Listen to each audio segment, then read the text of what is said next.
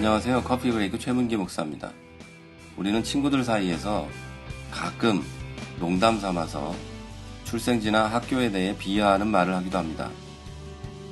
하지만 듣는 사람들은요, 그게 이 상대방이 농담하고 있는 것을 아니까 발끈해서 이렇게 화내기도 우습고 한 대 때려버리기도 우습고 해서 웃고는 있지만 가끔 마음이 상하기도 할 겁니다.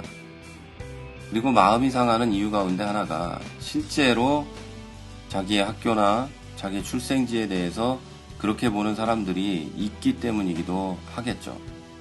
오늘은 이런 것에 대한 이야기입니다.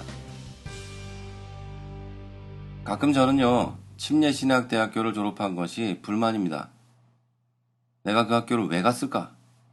하는 생각이 들 때가 가끔 있습니다. 우리 교단에서는 유일하고 가장 좋은 신학교에서 공부를 했는데 왜 불만일까요, 저는? 요즘의 트렌드가 목사도 일반 대학을 먼저 나온 것을 선호하는 게 사실입니다. 그러다 보니까 가끔 제 기분이 나쁜 거예요. 그래서 그때 내가 왜 거길 갔을까라는 생각을 할 때가 있죠. 성경의 인물들 가운데 요즘 같으면 학력과 지역 컴플렉스에 시달릴 분들이 많이 있습니다. 대표적으로는 베드로가 그랬을 것이고 예수님의 제자들 대부분이 그랬습니다. 그리고 예수님이 그 가운데 한 분일 겁니다. 이들 모두 대단한 공부도 못했을 뿐 아니라 그들의 출생지도 컴플렉스가 됐을 겁니다. 스스로 느끼는 컴플렉스만이 아니고 사회적으로도 결코 인정받을 수 없는 분위기였죠. 예수님은 베들레헴에서 태어났는데요. 아버지 요셉이 여러분이 다 아시는 이 도피 생활을 마치고 갈릴리 지역의 작은 나사렛 마을로 예수님을 데리고 돌아갑니다. 이 나사렛은요, 당시의 통념상 메시아가 오실 곳으로는 전혀 보이지 않는 곳이었습니다. 그곳은 시골이라서 그런 것도 조금은 있을 수 있지만요, 그곳은 당시의 로마 군대의 북부 주둔지였습니다. 그래서 유대인들의 멸시를 받던 곳이죠. 나사렛 사람들은 원수 로마에 동조하는 우리식의 표현으로는 친일파에 해당하는 사람들로 낙인 찍혀 있었습니다. 그래서 유대인들은요, 나사렛 사람들과 상종하는 것을 싫어했고 경멸했습니다. 뒤에 예수님의 제자가 되는 나다나엘이 예수님의 이야기를 듣고 이런 말을 한 것이 기억날 겁니다. 나사렛에서 무슨 선한 것이 날 수 있냐. 이게 바로 유대인들이 나사렛을 바라보는 시각이었습니다. 예수님은 그 나사렛 출신이었고 따라서 유대인들 사이에 비천한 신분이었고 상종 못할 자들이었고 그 지역에서도 지도자 가문도 아니었고 부자도 아니었고 그저 가난한 목수였으며 학문도 짧았습니다. 이런 예수님이 세리와 창기들하고 먹고 어울리며 죄인들과 함께 지냈습니다. 그러니 유대인들이 예수님을 메시아로 받아들인다는 것이 상당히 어려웠겠죠. 자, 예수님께서 비천한 신분으로 유대인들에게 받을 멸시에 대한 것은 구약의 예언이었습니다. 유대인들 그 똑똑한 자들이 모를 리가 없었죠. 하지만 그들에게 그런 예수님이 자기들의 메시아라는 것은 혹시 믿어지더라도 받아들일 수 없는 치욕스러운 것이었습니다. 여러분, 이 현대를 사는 우리들도 사람과 교회를 겉모습을 보고 판단하는 경우가 많습니다.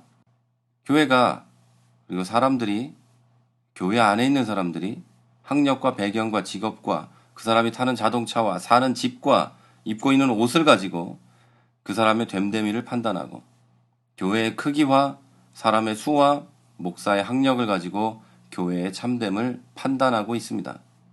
사람이 공부를 많이 못했다고 해서 다시 좀 표현하겠습니다. 사람이 흔히들 말하는 가방끈이 짧다고 해서 그 사람의 배움이 짧은 건 아닙니다.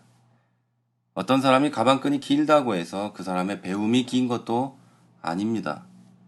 그 사람의 학력이 그 사람의 인격을 담보하는 것도 아니고 그 사람의 뒷배경이 그 사람의 사람 됨됨이를 담보하는 것도 아닙니다. 직업이나 자동차나 집이나 복장이 그 사람이 어떤 사람인지를 보여주는 것도 아닙니다.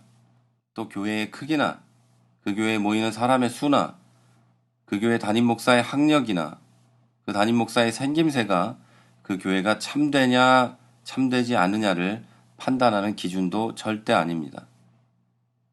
제가 지금 하는 말은 상식적인 이야기죠.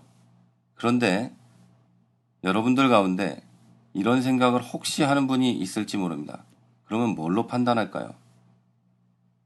교회가 정말 작고 한두 사람밖에 모이지 않는 교회인데 그 교회는 옳은 교회라고 판단해야 합니까?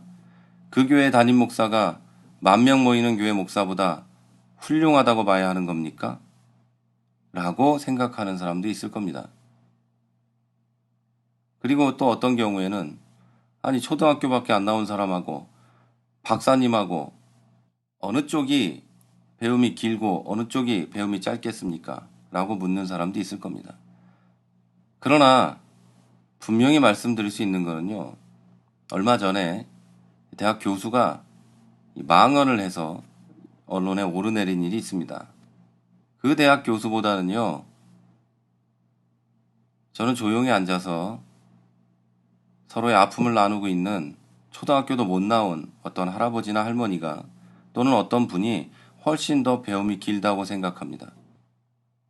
아무 공부가 없어도 성도를 위해 피눈물을 흘리던 50년, 60년 전에 그 목사님들이 훨씬 더 훌륭한 목사라고 저는 분명히 생각합니다.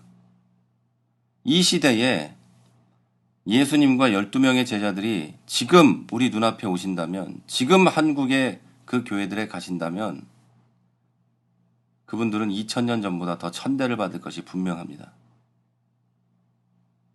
그러나 여러분, 그리스도인은 사람을 판단할 때, 교회를 판단할 때,